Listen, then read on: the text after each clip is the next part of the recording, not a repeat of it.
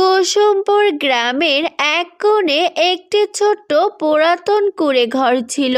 সেই ঘরের ভেতরে একটি ছোট্ট বেডরুম, যেখানে একটি পুরাতন খাট, একটি ভাঙা আলমারি আর একটা ছোট্ট জানালা ছাড়া কিছুই ছিল না। সেই ঘরেই থাকতো ছোট্ট মেয়ে নিশা। এক রাতে নিশা তার পুরাতন খাটে শুয়েছিল।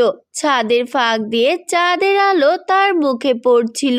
নিশা ধীরে ধীরে তখন বলল, মা, আমাদের বেডরুমটা এত পুরাতন কেন? অন্যদের ঘর এত সুন্দর, তাদের ঘর আলমারি সবকিছু ঝলমল করে, আর আমাদের ঘরটা এত ফাঁকা আর ভাঙা। মা তখন নেশার পাশে বসে তাকে সান্ত্বনা দিয়ে বলল, আরে আমরা গরিব, তাই আমাদের ছোট্ট ঘরটাই সব থেকে সুন্দর, কিন্তু আমাদের ভালোবাসা আছে। মনে রেখো, একদিন তোমার এই ছোট্ট ঘরটাই সবচেয়ে সুন্দর হয়ে উঠবে, এমন সুন্দর তা কেউ কল্পনাও করতে পারবে না। মায়ের কথা শুনে নেশা অবাক হয়ে বলল, সত্যি বলছো মা?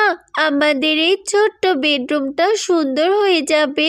হ্যাঁ রে মা, কারণ ভালো মানুষের জন্য আল্লাহ তাআলা সব সময় একটা জাদু লুকিয়ে রাখেন। নেশা তখন চোখ বন্ধ করলো আর বলল, আমার স্বপ্নের মতো একটা সোনা ও রূপার বেডরুম হবে, ঝলমল করবে যেটা।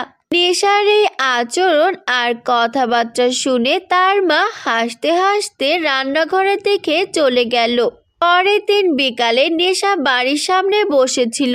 হঠাৎ সে একটা বুড়ি সেই দিকে যেতে দেখলো। বুড়িটি ধীরে ধীরে হাঁটছিল। বুড়ি খুবই ক্লান্ত ছিল। বুড়ি তখন ক্লান্ত কণ্ঠে নেশাকে দেখে এগিয়ে এসে বলল, মা, আমি খুবই ক্লান্ত, আমি কি একটু তোমাদের ঘরে বসতে পারি মা? বুড়ির কথা শোনা মাত্রই নেশার সাথে সাথে বলল, অবশ্যই দাদিমা, আপনি আসুন, আমার ঘরে বসুন। আমাদের ঘরটা ছোট্ট, কিন্তু আমি এখানে বিশ্রাম নিতে পারি, তাই আপনিও পারবেন। নেশার কথা শুনে বুড়ি তখন ঘরে ঢুকে চারপাশে তাকালেন আর তিনি হাসলেন আর বললেন, তোমার ঘরটা ছোট, কিন্তু তোমার মন খুবই বড়। বুড়ির কথা শুনে নেশা খুশি হলো। তাই তো নেশা পানি এনে বুড়িকে দিল আর বলল, দাদি, আপনি পানি খান, আপনি এখন ভালো অনুভব করবেন। বুড়ি পানি খেলো। চোখে তার হঠাৎ এক অদ্ভুত আলো জ্বলে উঠল। তখন বুড়ি বললেন, ঈশা, তুমি কি জানো এই ঘরটি সাধারণ ঘর নয়? বুড়ির কথা শুনে নেশা অবাক হয়ে বলল, কি বলছেন দাদি? তখন হঠাৎ করে পুরাতন ঘরটি ঝলমল করতে লাগলো। বুড়ি তখন পরীতে পরিণত হলেন আর বললেন, আমি হলাম রূপার পরী। আমি তোমার মন পরীক্ষা করছিলাম। তুমি পরীক্ষায় পাশ করেছ, তাই আমি তোমাকে দিচ্ছি জাদুর সোনা ও রূপার বেডরুম। হঠাৎ তখনই পুরাতন খাট সোনার খাটে পরিণত হলো। পুরাতন আলমারি রূপার আলমারিতে পরিণত হলো। পুরাতন ঘর সোনা ও রূপার আলোতে ঝলমল করতে লাগলো। নিশা তখন অবাক হয়ে বলল, এটা কি সত্যি? এটা কি সত্যি আমার ঘর? হ্যাঁ, কিন্তু মনে রেখো নিশা, এই ঘরের জাদু ততক্ষণই থাকবে যতক্ষণ তুমি ভালো মানুষ হয়ে থাকবে। পরীর কথা শুনে নেশা অনেক খুশি হলো আর পরী সেখান থেকে বিদায় নিল। পরের দিন নেশার বন্ধুরা মিলে এসে বলল, নেশা, তোমার ঘর এত সুন্দর, এটা কি সত্যি? নেশা তার বন্ধুদের কথা শুনে হাসলো আর বলল, হ্যাঁ, এই ঘরের জাদু আসল সোনা রূপার নয়, ভালো মনের। মিনা তখন লজ্জা পেয়ে বলল, আমি আগে তোমাকে অবহেলা করতাম, আমাকে ক্ষমা করবে? আর আমরা কি বন্ধু হতে পারি? মিনার কথা শুনে নেশা তখন বলল, অবশ্যই আমরা বন্ধু হতে পারি, কিন্তু একটা কথা মনে রেখো, বন্ধুত্ব কখনোই ধনী গরিব বিবেচনা করে হয় না, বন্ধুত্ব হয় মন থেকে। মিনা নিজের ভুল বুঝতে পারল। কারণ সে এতদিন নেশাকে অনেক কথা শোনাতো আর অনেক অবহেলা করত। সেই দিনের পর থেকে তারা ভালো বন্ধু হয়ে গেল। বেশ কিছুদিন পর এক রাতে গ্রামের একটি বড় চোরের দল হাজির হলো আর তারা নেশার সেই ঘর সম্পর্কে জানতে পেরে গেল। তারপর তারা নেশার ঘর লক্ষ্য করলো।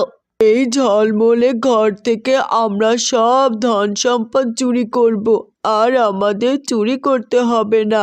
এটা সোনার উপর ঘর মনে হচ্ছে, চলো সবাই। তারপর চোরের দলেরা সব মিলে নেশার ঘরে প্রবেশ করলো। নেশা তাদের দেখে ভয় পেয়েছিল, কিন্তু সে মনে করলো রূপার পরী বলেছিল ভালো মন থাকলে জাদু সব সময় পাশে থাকে। তাই তো সে নিমিষের মধ্যে সাহসী হয়ে উঠল। যদি কেউ খারাপ উদ্দেশ্যে ঘরে আসে, এই ঘরের আসল জাদু তাকে আটকাবে। তাই আমায় ভয় পেলে চলবে না। হঠাৎ চোরের দলরা ঘরে প্রবেশ করতে ঘরটি ঝলমলে করে উঠল। সোনা ও রূপার আলো চোরদেরকে আটকালো। তারা আর বাইরে যেতে পারল না। এভাবে সব চোরের দলেরা ধরা পড়ে গেল আর গ্রামে তাদেরকে অনেক শাস্তি দেওয়া হলো। সেই দিনের পর থেকে গ্রামে আর কোনো চুরি হয় না। নিশা ও মিলা ঘরের বন্ধুদের নিয়ে অনেক মজা করতে লাগলো। টোপার পরে তখন আবারও নেমে এলো আর বলল, নিশা, তুমি দেখেছো, যদি ভালো মন থাকে, সাহস থাকে, ভালোবাসা থাকে, তবে জাদু সব সময় পাশে থাকে। এই ঘরের আসল জাদু হলো তোমাদের ভালো মন, সাহস ও দয়া। আমি বুঝেছি, সোনা বা রূপা শুধু সুন্দর দেখায়। সত্যিকারের সম্পদ হলো ভালো মন, ভালোবাসা এবং সাহস। পরি, এটা আমি সব সময় মনে রাখবো। হ্যাঁ পরি, আমি শিখেছি সত্যিকারের জাদু হলো অন্যকে সাহায্য করা আর মন ভালো রাখা, যেটা আমি আর নিশা সব সময় করব। আর আপনাকে অসংখ্য ধন্যবাদ নিশার মতো একটা মেয়েকে এইভাবে সাহায্য করার জন্য আর আমাকে এত ভালো একটা বন্ধু দেওয়ার জন্য। মিনার কথা শুনে পরি অনেক খুশি হলো। তারপর পরি সেখান থেকে বিদায় নিল। তাদের বন্ধুত্ব আরো দৃঢ় হয়ে উঠল। তারা ঘরে হাসলো, খেলো আর জাদু উপভোগ করলো এবং গ্রামে ভালোবাসা ছড়িয়ে দিল। নিশা, মিনা এবং তাদের পরিবার সুখে জীবন কাটাতে লাগলো। ঘর প্রতিদিন উজ্জ্বল হতে লাগলো, কারণ জাদু তাদের হৃদয়ে ছিল। মিনা, তুমি দেখেছো আমাদের ঘরটা কেমন সুন্দর হয়ে গেছে? কিন্তু আসল জাদু হচ্ছে এই ভালো মন এবং আমাদের বন্ধুত্ব, মায়ের ভালোবাসা। মিনার চোখে পানি চলে এলো। তখন তার মা বলল, মারে, আমি তোকে সব সময় বলতাম তোর একদিন সব কিছু হবে। একটা সুন্দর বেডরুম হবে, ভালো একটা বন্ধু হবে। আজ তোর সব কিছু হয়েছে। হ্যাঁ নিশা, আগে আমি তোমাকে একটু বুঝতে পারিনি। তোমাকে অনেক অবহেলা করেছি, কিন্তু এখন আমি বুঝতে পারছি আসল সম্পদ হলো হৃদয়। আমি চাই আমরা একসাথে সব সময় ভালো থাকবো, একে অপরকে সাহায্য করব আর কখনোই খারাপ ভাববো না। হঠাৎ ঘরটি উজ্জ্বল হয়ে উঠল। সোনা ও রূপা আরো একাকার হয়ে গেল। একটা সুন্দর নক্ষত্র কুণ্ড তৈরি করলো। নিশা মিনাকে মন থেকে বন্ধুত্বপূর্ণ সম্পর্ক তৈরি করলো আর গ্রামবাসীরাও নিশা ও তার পরিবারের অনেক প্রশংসা করতে লাগলো। তারা সেই জাদুর বেডরুম থেকে সাহায্য পেতে লাগলো। নিশারও মনের আশা পূরণ হয়ে গেল। সেই দিনের পর থেকে গ্রামের সবাই তাদের পরিবারকে শ্রদ্ধা করতে লাগলো আর তারা এইভাবে জাদুর বেডরুমের সাহায্যে সুখে স্বাচ্ছন্দ্যে হাসি আনন্দে তাদের বাকিটা জীবন কাটাতে লাগলো। তো বন্ধুরা, কেমন লেগেছে আমাদের আজকের এই গল্পটি? যদি ভালো লেগে থাকে তাহলে এখনই একটা লাইক দিয়ে আমাদের চ্যানেলটিকে সাবস্ক্রাইব করে দাও। আর তোমরা যারা তোমাদের সুন্দর নাম দিয়ে এমন মজার মজার গল্প শুনতে চাও, তারা এখনই কমেন্ট বক্সে তোমাদের নামগুলো লিখে জানাও, কারণ আমরা পরবর্তী গল্পে তোমাদের নাম ব্যবহার করব। তো সবাই ভালো থেকো, সুস্থ থেকো। আল্লাহ হাফেজ।